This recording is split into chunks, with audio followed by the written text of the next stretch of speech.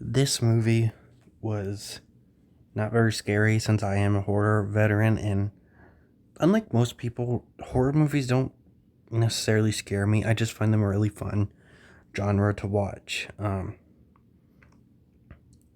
The what really scares me is like real fears.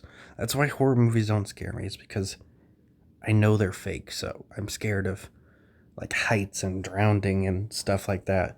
But this movie, I could see why people would find it creepy. It's definitely one of the creepier horror movies, and it's insane that it's only PG 13 and only like one person actually dies. Just the imagery, the way it's filmed, the scene with Krampus running along the rooftops. She basically has no escape when she gets kidnapped from under the car. There's, it's just absolutely insane. Um, so the plot of this movie is this little kid still believes in Santa, but he ends up not because of his cousin's little teasing and how awful people are. So he rips up his letter to Santa Claus and loses hope. And Krampus goes after people with hope, with no hope. So, and he usually leaves one person as a reminder of what happens when you lose hope. But that does not happen in this movie, which I'll get to later. Um, Pretty good. Loved all the characters, all their differences, how you were rooting for them, even though some of them weren't the very best people.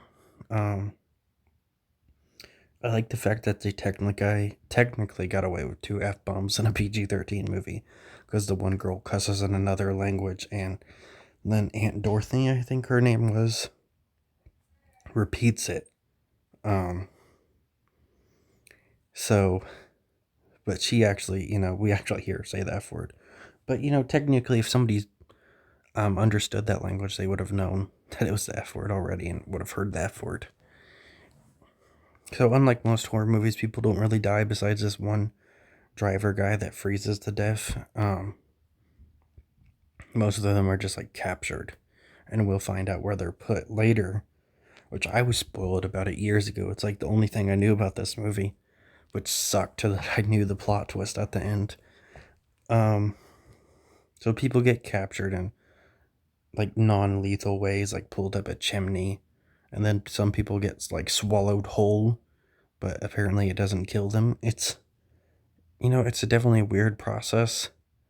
They kind of rush it near the end where three people get taken in like maybe a minute or two, and they don't even struggle, even though characters in the movie earlier struggled in that exact scenario. Like there's this one dude that's getting pulled under the snow by a monster, and he struggles and tries to stop himself from being pulled under, but every single one of these characters don't struggle.